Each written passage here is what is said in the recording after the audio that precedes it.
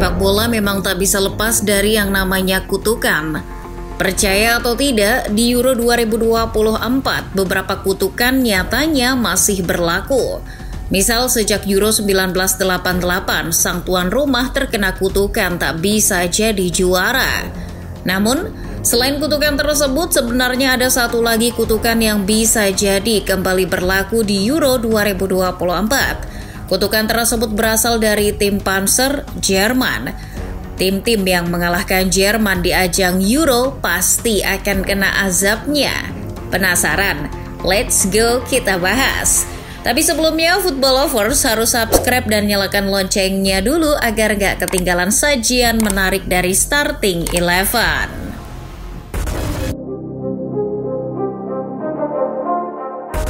Di edisi Euro 1996, Jerman berhasil keluar sebagai juara.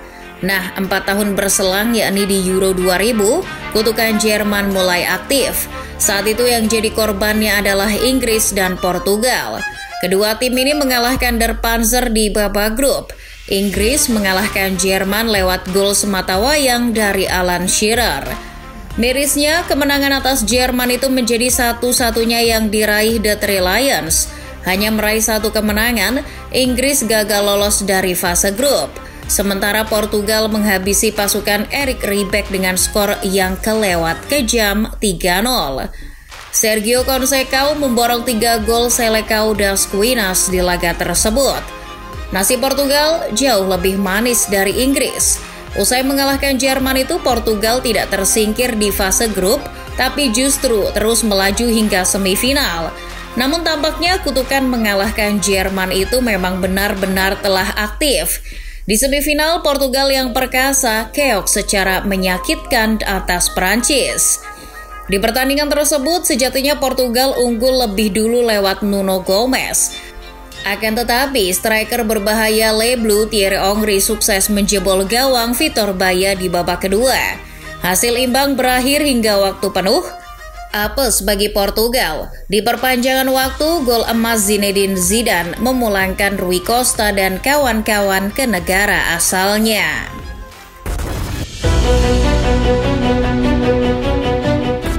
Kutukan Jerman berlanjut di Euro 2004. Kalau sebelumnya korbannya ada 2 yakni Portugal dan Inggris, kini korbannya hanya Ceko. Padahal di Euro 2004 Ceko adalah kuda hitam. Pasukan Karel Bruckner sudah menghentak sejak babak grup. Jerman salah satu korban keganasan Ceko. Di laga ketiga babak grup, saat Der Panzer butuh kemenangan untuk lolos, mereka malah dihempaskan Ceko lewat aksi comeback sensasional. Gol Milan Baros di laga tersebut membuat Jerman pulang kampung lebih awal. Ceko yang diperkuat Pavel Nedved hingga Karel Poborský keluar sebagai pemuncak grup. Lalu mereka terus tak terhenti hingga semifinal. Di semifinal, Ceko bertemu Yunani, lawan yang di atas kertas harusnya bisa ditaklukkan. Dengan mengalahkan Yunani, mereka akan mengulang pencapaian di tahun 1996. Celakanya, Yunani yang bermain sangat pasif membuat Ceko kesulitan dalam mencetak gol. Alih-alih menjebol gawang Yunani, Ceko justru kecolongan lewat gol Delas di perpanjangan waktu. Ceko tak mampu membalasnya.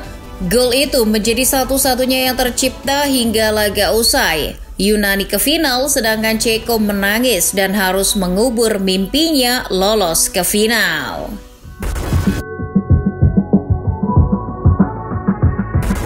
Di Euro 2008, Jerman memang berhasil masuk final. Namun yang perlu dicatat, Der Panzer di babak grup sempat ditaklukkan oleh tim kuda hitam Kroasia. Jerman pun harus puas finish sebagai runner-up grup. Sebaliknya, Kroasia lah yang menjadi juara grup saat itu dengan sapu bersih kemenangan. Kroasia asuhan Slaven Bilic punya materi skuad yang terbilang mumpuni.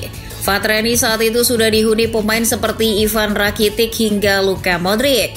Selain itu, daya juang dan permainan kolektif jadi senjata. Namun, tampil mengesankan di babak grup tak membuat Kroasia melangkah mulus di babak berikutnya.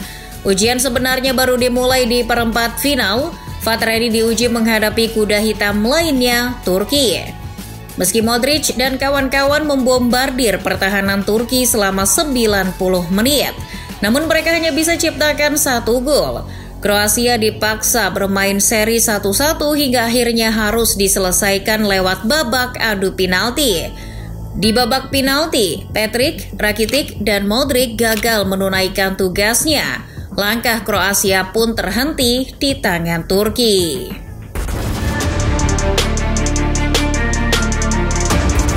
Kutukan Jerman kembali berlaku di Euro 2012.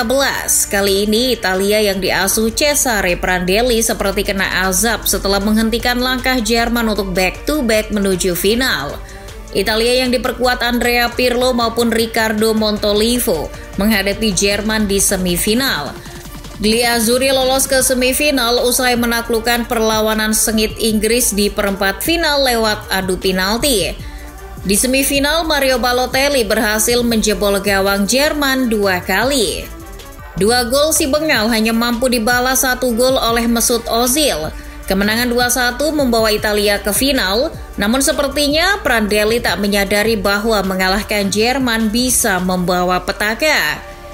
Benar saja, di final Italia mesti menghadapi Spanyol.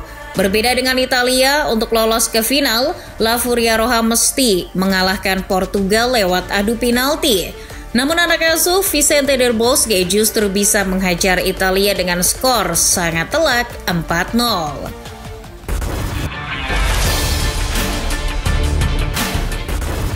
Jerman, oh Jerman, sampai kapan kutukanmu itu akan berakhir? Di Euro 2016 yang dihelat di Prancis, kutukan tersebut toh nyatanya kembali berlaku. Setelah di Euro 2012 Italia jadi korban, kini giliran Prancis. Prancis adalah tuan rumah Euro 2016. Les Bleus dijagokan mengulangi kisah sukses juara di kandang sendiri seperti di Euro 1984. Sebagai tim yang diunggulkan, terbukti sejak babak grup anak asuh Didier Deschamps sudah tancap gas dengan jadi pemuncak grup tanpa mengalami kekalahan. Antoine Griezmann dan kawan-kawan juga terbukti perkasa di babak knockout. Tim seperti Republik Irlandia maupun Islandia semuanya mereka kandaskan. Begitupun di babak semifinal. Dengan dukungan penuh penggemar di Stadion Velodrome Marseille, tim kuat Jerman pun takluk. Brace dari Antoine Griezmann yang menghujam jala Manuel Neuer saat itu mengantarkan Les Bleus menuju partai puncak. Yang ditunggu-tunggu pun datang. Laga final melawan Portugal adalah momen yang paling dinanti publik sepak bola Prancis yang saat itu sudah kelewat pede bisa jadi kampion. Laga alot dan sama kuat pun tersaji di Stade de France. Terbukti hasil kacamata mampu bertahan hingga babak tambahan, namun nasib apes menimpa Prancis di menit 109. Pemain Portugal yang tadi duga-duga yakni Eder menceploskan satu-satunya gol yang membuat Prancis meringis dan akhirnya kembali gagal jadi juara.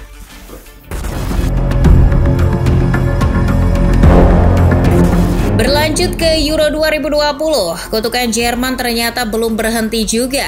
Kini timnas Inggris yang kembali merasakan kutukan Jerman. Inggris asuhan Gareth Southgate padahal sedari fase grup sudah perkasa. Menghadapi tim seperti Kroasia, Skotlandia, dan Ceko, The Three Lions melaju ke babak 16 besar tanpa mengalami kekalahan dan tanpa kebobolan satupun gol. Ujian berat Inggris berikutnya adalah di babak 16 besar melawan Jerman.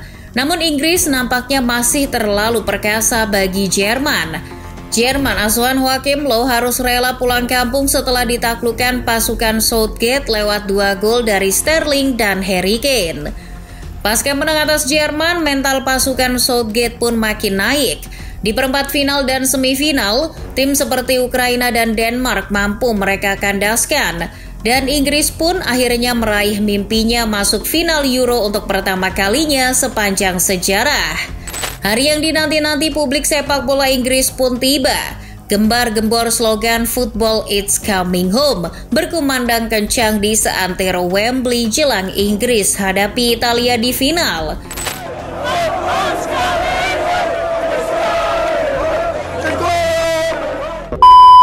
Fans Inggris terlalu pede bisa jadi juara saat itu. Mereka sepertinya lupa ada kutukan Jerman yang mengerikan dan nyatanya kembali terbukti. Meski ciptakan gol duluan, Inggris akhirnya gagal jadi juara setelah kalah lewat adu penalti.